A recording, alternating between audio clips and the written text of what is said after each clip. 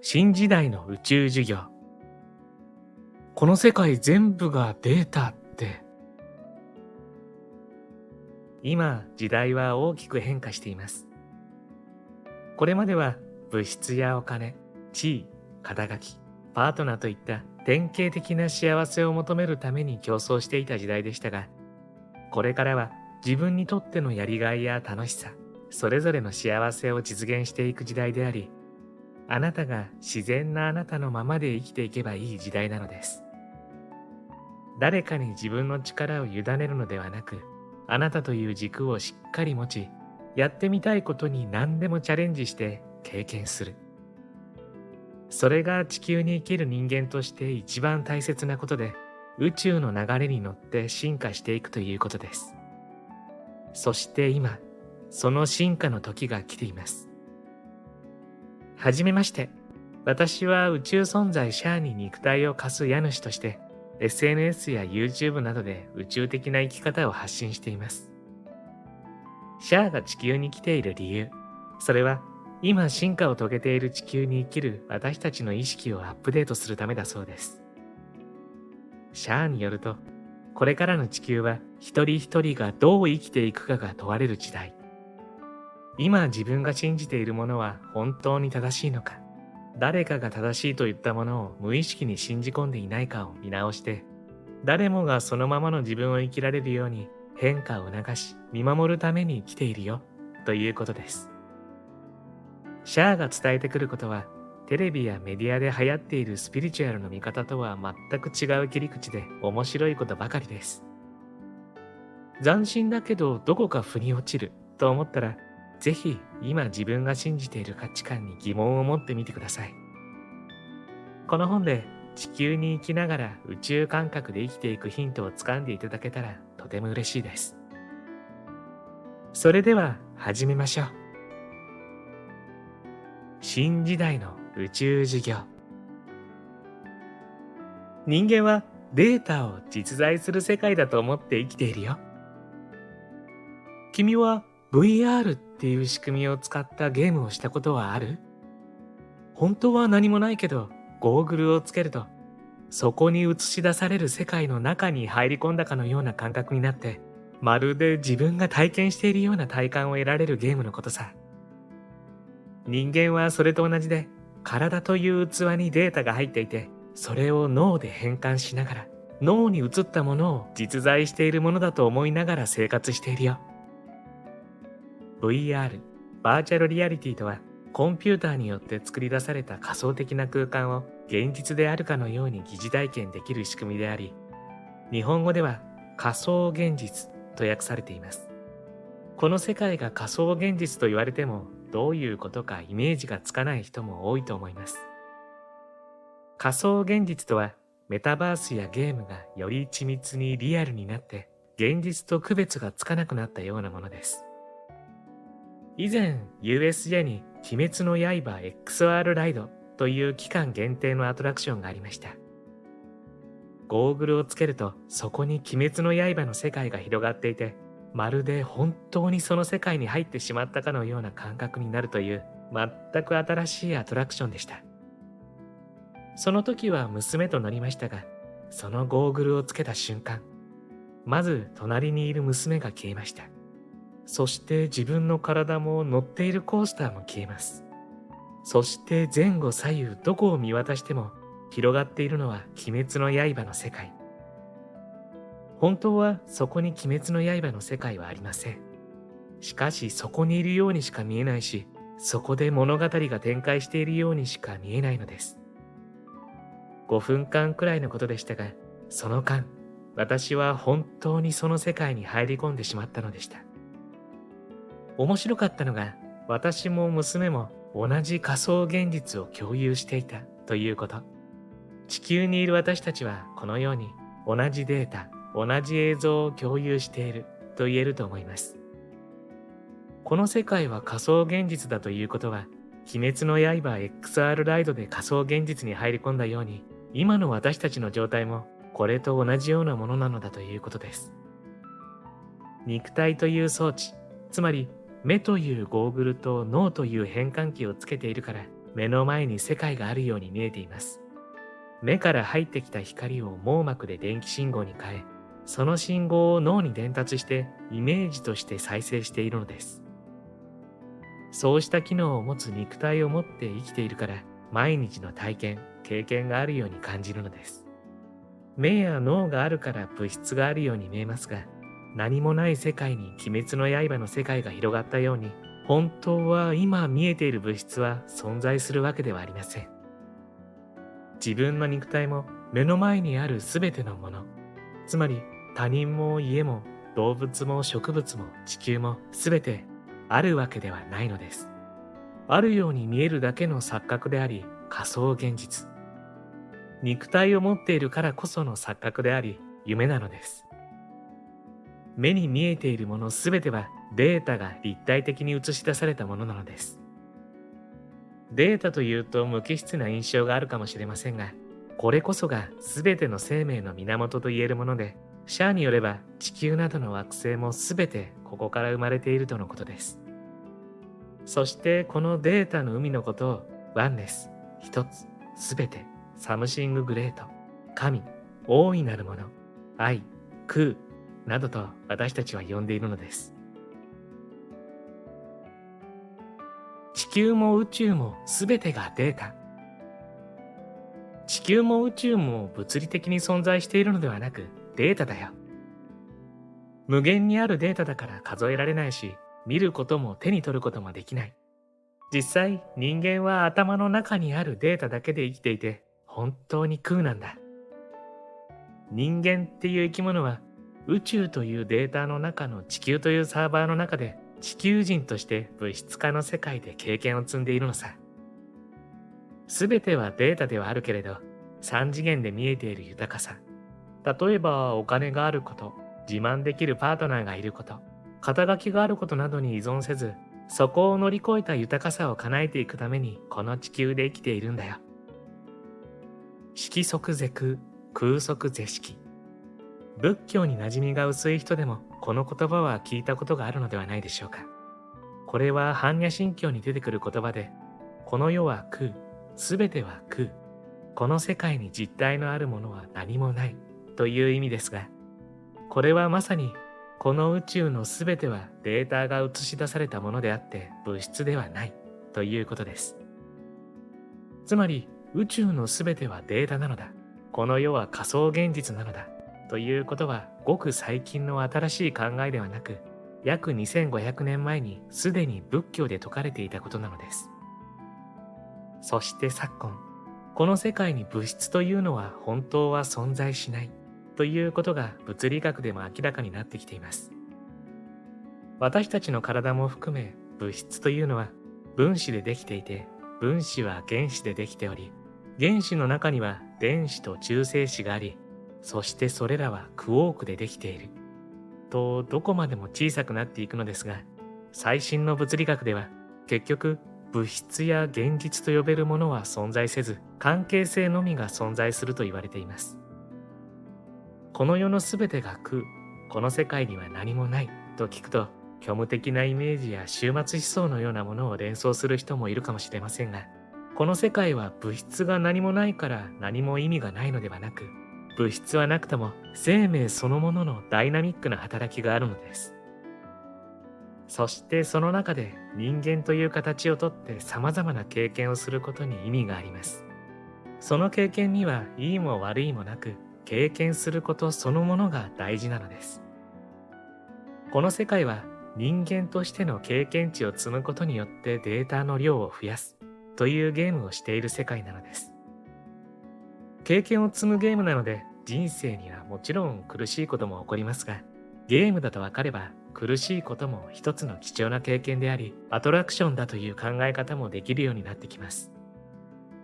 仮想現実ゲームの仕組みを知り、自分の人生のデータを深く知れば知るほど、人生で起こることの意味がわかるようになります。そのため、起こる出来事が大変なことであっても苦しまないでいられるようになります。前世のデータは人生をスタートさせるための初期設定。前世はお姫様だったとか、前世は忍者だったとか、自分の前世が気になる人もいるけれど、前世っていうのもデータだよ。受精卵ができて体という器が決まった時に、その体の遺伝子情報に最適なデータが入ってくるんだ。要は人生のシナリオとも言うべき体にマッチングしたエネルギーがログインされて人生が始まるのさ。自分の前世っぽく感じるかもしれないけれど、過去に誰かが経験したデータかもしれない。それらを元々の知恵として脳の中に初期設定してくるんだね。ゲームも最初に服や装備を身につけないと始まらないだろ。それと一緒で、前世は地球で生きるためにまず身につける既成の服のようなものだよ。シャアはこの世に生まれるとき、体という器に人間の肉体にマッチするデータが入ると言いましたが、その一人の人間のデータとは過去の経験の寄せ集めです。つまりそれ自体が前世のデータと言えます。そして未来については起こりうる可能性のすべてがそのデータに内包されているのです。それは例えばロールプレイングゲームソフトの中に最初からすでにいくつもの未来の可能性が存在するのと同じです。このように前世を含むデータと肉体が結びついて個の人生が始まりますが、一回の人生が終わってまた別の人生が再生される時というのは、今のあなたのデータがそのまま丸ごと引き継がれるわけではなく、もしかしたらこのような感じかもしれないし、もしかしたらこのようにあなたのデータを何人かで共有することになるかもしれません。クレオパトラや卑弥呼の前世を持つ人がたくさんいるのもこの理由です。このように一人分の固定されたデータが引き継がれるわけではないと聞くと、輪廻とかカルマとは何なのかと思うかもしれません。確かに一人の固定された人、データが輪廻を繰り返すわけではありません。しかし、このように考えることができます。今回、あなたの人生経験はデータとして積み上げられますが、そのデータを前世の記憶として持つ人が一人から複数人いずれ生まれてきます。その人たちはあなたの今の人生を前世の一つとして持っていて、中には部分的に覚えている人もいるかもしれません。例えば、あなたは俳優として活躍した人生を送ったとします。そのデータが A さんと B さんに引き継がれた場合、A さんは演技力や人間観察力といったお芝居に関する能力にフォーカスしたデータを受け継ぎ、B さんは社会的名声は得たけれどプライベートは孤独だったという寂しさにフォーカスしたデータを受け継ぐかもしれません。A さん、B さんは厳密にはあなたではないのですが、あなたとも言えないこともないですよね。あなたという固定された人は本当はいません。でも、あなたの経験、データはどこかで誰かに引き継がれ、そしてそれはあなたの未来世と言えなくはありません。前世がたくさんあるのも、一つの魂が何度も転生するからではなく、いろんな人のいろんな経験のデータを自分の中に内包しているからなのです。このように考えると、結局あの人もこの人も自分かもしれないし、自分の経験がこの人にもあの人にも引き継がれるかもしれないわけで、結局みんな自分、ワンネスという感覚につながっていきますね。こんにちは。ハピケンことハッピー研究所のショウです。今回は新時代の宇宙授業という本をご紹介します。またまた素敵な本を発見してしまいました。この宇宙の真実を知りたい方にぴったりの一冊です。もしかしたらあなたはこんな方じゃないですか？大きな変化の流れが来ているのはなんとなく感じている。けれども、その流れに乗れているのか乗れていないのか、いや、逆に逆らっているんじゃないか、なんて自分の立ち位置がわからなくなってしまう。自分にとってのやりがいとか楽しさって何なんだろう？幸せって何なんだろう？そんなことをもう一度見つめ直したいと思っている。もしもこんな思いが少しでも当てはまるのであれば、この宇宙授業で答えを教えてもらっちゃいませんか？著者は奥平亜美さんと雪下かえりさん。奥平亜美さんは引き寄せの教科書が第二次引き寄せブームを巻き起こし、以来引き寄せの法則に関する様々な著書で情報発信し続けてくれています。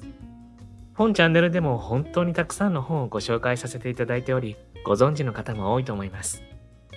そして雪下かいりさんは陰陽学者でチャネラーでもあり、惑星ゼロからやってきた宇宙存在、シャアの言葉を発信されています。そんなお二人、いや3人があなたがあなたらしく生きていくヒントを宇宙視点で教えてくれるのが本書なんです。本動画では本書のこの雰囲気をほんの少しだけご紹介したいと思いますので、ぜひ最後までご覧になってくださいね。そして今回も幸せのダイヤモンド探しがございます。このハッピーダイヤモンドを動画のどこかに5つ置いておきましたので、見つけてみてくださいね。見つけたら小さな幸せゲットですからね。それでは続きをどうぞ。ハッピー研究所では幸せになるためのいろいろなノウハウをご紹介しています。チャンネル登録して一緒にハッピーを作っていきましょう。本当の望みは自分のデータを見ればわかる。例えば玉ねぎとじゃがいもと人参と豚肉とカレー粉があったら絶対カレーを作るでしょ。それと同じようにこの材料それぞれが君たちのデータだとすると、私はカレーを作るために生まれてきたってなるよね。実はね、本当の望みというのはデータから抽出してきた能力によって成し遂げられるもののことなんだ。だからカレーの材料を見てカレーを作ろうと素直に思えるかが運命の分かれ道ってわけさ。自分を含め様々な人を見てきて思うことは、その人が本当にやりたいことを実現する能力はそもそも生まれつき持っているということです。もちろんそれを実際に行動に移したり、その能力を磨いていくことは必要なのですが、自分さえその気になればやりたいことはちゃんとその人生で実現できるようになっています。やりたいことがわからない、夢や望みがわからないという人も多いですが、自分がこの人生でやりたいこと、自分の望みというのはそもそものデータに内蔵されているので、ちゃんと自分のことを真摯に見つめていけばおのずと湧き上がってくるものです。そうして自分自身のデータに基づいてそれを実現していくことが、自分が最も幸せを感じる、この世界に生まれてきてよかったと思える道であり、周囲とも調和していく道です。そしてあなたがあなたらしく輝く道です。シャアの言うように、玉ねぎとじゃがいもと人参と豚肉とカレー粉が目の前にあったら、カレーを作るのが自分にとっても、それを一緒に食べる周囲の人にとっても、みんながハッピーになれる最高の道だということです。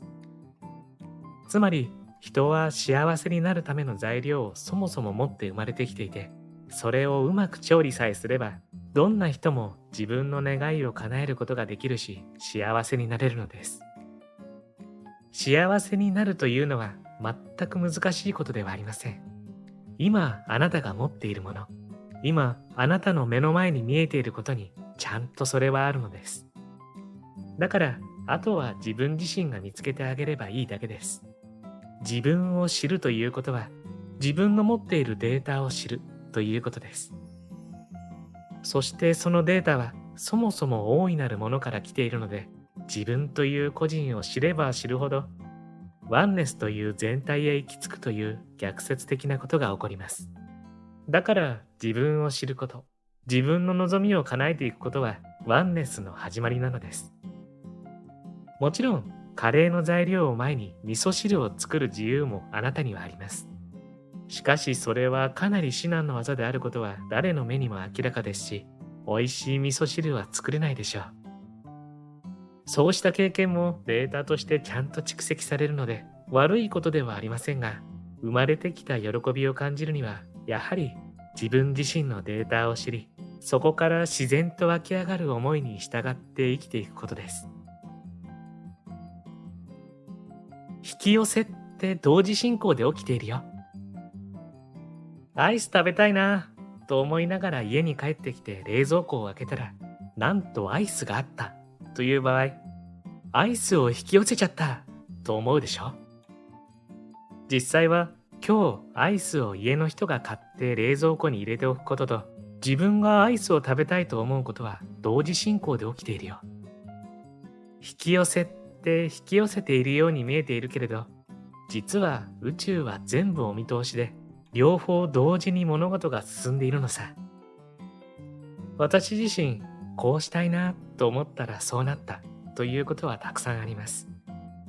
例えば、この内容を本に書きたいなと思っていたら、その内容で本のオファーがあったとか、どこどこに行きたいなと思ったら友人から誘われたとか、やりたいなと思っていたことを一緒にやってくれる人が現れるとか、マンションを売りたいと思ったらちょうどいい時期に買い手が現れたとか、そのようなことは頻繁に起こるので、シャアの言う宇宙は全部お見通しで両方同時進行ということは体感としてよくわかります。あなたの中からこうしたいなという思いが湧き上がるということは、それが叶う現実もすでにデータの中にあるということです。だから、あとはそれを経験するだけです。しかし宇宙には全ての可能性が存在するので、叶わないという現実も並行して存在します。自分自身がそんなの叶わないと思っていたら、叶わないデータの方が再生され続けるということです。ですので、宇宙の仕組みとはそういうものだということを知って、こうしたいなという願いが湧き上がってくるということは、その願いが現実化するデータもすでにあるということをちゃんと理解すれば、願いを叶えるということは難しいことではなくなってきます。またもう一つの願いが叶わないケースとして、そもそも本当に望んでいるわけではないということが挙げられます。私たちは生まれてから大人になるまで、両親や友人や社会の影響を受け続けています。社会的にいいことだから、両親が望むから、友人を羨ましがらせたいから、お金になるからというような理由で本当に望んでいるわけではないけれど、望んでいると勘違いしていることがとても多いのです。本当の望みかどうかを知るには、考えただけでニヤニヤワクワクしてしまうようなことか、やりたくて仕方ないような思いが湧き上がってきているか、これらを改めて確認してみましょう。これを満たしていれば、どんな小さな願いでもそれは本当の願いです。小さな願いというのは、例えばお花を植えて育てたいとか、この服を着たいというようなこと。こうしたことを一つずつ実行に移すこともとても大事です。逆にどんな大きな願い、つまり現状とかけ離れたものでも、あなたの内側から湧き上がってきたものであれば、それはいずれ叶います。経験値が上がると、人は宇宙と共鳴する。自分にとってしっくりいくものを血眼になって探すと、経験値は上がるよね。それが見つかっても見つからなくても、経験値が上がった時に宇宙と共鳴して、そんなに経験値があるんだったらヒントあげるよってことが起こるんだ。例えば1000回お見合いしても全然相手が見つからない場合、宇宙からそれなら銀行へ行ってごらんというヒントが降りてきたりする。そして銀行の ATM の列に並んでいた後ろの人とご縁ができて付き合うことになるかもしれない。そういうミラクルがどんどん増えていくよ。僕は1000回やれるものがやりたいものだと思っている。1000回努力できる人は本当にやりたいと思っている人だからさ。やりたいことは失敗しても1000回やり続けてみると、経験値は絶対に上がっているよ。やらなかった後悔よりやった後悔という言葉がありますが、とにかくやってみたいことがあったら何でも挑戦する。納得いくまでやってみる。この姿勢が地球で人間として生きていく上で一番大事です。そしてチャレンジしていると、やがて準備が整います。準備ができた時にちゃんとことは起こるように、この宇宙の仕組みはなっているのです。それがシャアの言う銀行で並んでいたらパートナーに出会ったというようなことです。私もそのような奇跡を何度も経験しました。うまくいこうがいくまいが、やってみたいことに一歩踏み出して、そして経験する。その経験はデータとしてちゃんと残り、今世だけでなく来世にもその先にまでも、そして自分だけでなくそのデータを引き継ぐすべての人のために生きてくるのです。科学が発達すると次元も上がる。地球では3次元、4次元、5次元っていう風に次元で考えるよね。例えば4次元は時間の感覚を変えることができる次元。つまり科学によって移動速度の速い乗り物が実現していく段階。5次元はバーチャルリアリティの次元。つまり体を使って体験しなくても現実かのように体験できる段階。6次元は AI を使って個人やこれから誕生する人とコミュニケーションが取れるようになる次元。つまり器があればエネルギー、データをいつでも下ろせる段階。こんな風に定義づけはできるけど、本当は次元って無限にある。例えば地球に80億人いたらそれぞれ周波数が違うから80億通りの次元があるってこと。これから地球でも科学が発達していくと地球の平均的な次元も上がっていくよ。それぞれの人がそれぞれの周波数でそれぞれの世界を創造している。これが次元が無限にあるということであり、一人一宇宙ということです。すべてである愛のエネルギーに科学がたどり着くこと。これが進化の行き着く先ですが、私たちはそもそもすべてである愛のエネルギーから分離して生まれてきて、またそこへたどり着くというゲームを延々と繰り返している存在なのです。私たちが自分という存在を理解し、それぞれの精神性を高めていけば愛にたどり着きますし、科学が発達していくと結局愛へたどり着きます。一見科学と精神性というのは相反するように思いますが、進化の先にあるのはどちらも愛なのです。本当のことはいつもシンプル。あなたがやるべきこと、それはただあなた自身を知り、あなた自身の心に従って自分の本当の望みを見つけ、やりたいことをやって過ごすこと、それだけなのです。狭い地球の価値観から抜け出し、宇宙的な感覚で物事を捉えてみよう。経験はなくても、そうなのかもしれないって気づきが君を進化させていくよ。あなた自身を生きること。これがあなたが地球ゲームに参加している唯一無二の目的です。今回もプロローグ程度のご紹介でしたが、本書の雰囲気伝わりましたでしょうか？僕の大好きな作家さんの一人である奥平さんが宇宙人と対談をするっていう驚きの企画なのですが、その内容がまたすごいんです。今回の触り程度の動画で感じていただけたと思いますが、宇宙と地球のめちゃめちゃ深い真実を教えてくれているんです。時代は大きく変化しているかもしれないけれど、本当のことは実はシンプルで、僕たちがやるべきことはただやりたいことをやって過ごすということだけ。自分軸で生きるっていうことなんですね。とはいえ、そうは言ってもなかなか自分軸が難しくて、という方こそ本書がおすすめ。奥平さんと雪下さんとシャアの様々な観点からのアドバイス、そして宇宙直伝のワークなどで、あなたもきっと自分を思い出せるはずです。新時代の宇宙授業、あなたも受けてみませんか？興味のある方はぜひ読んでみてはいかがでしょうか。そうそう、皆さん、冒頭にお伝えしたハッピーダイヤモンド、見つかりました？ダイヤモンドの数は全部で5つでしたよ。どうです？見つかりましたか？見つけた時の小さな喜びも立派な幸せ。見つけたあなたは幸せを一つ積み重ねてハッピー度が上がってますからね。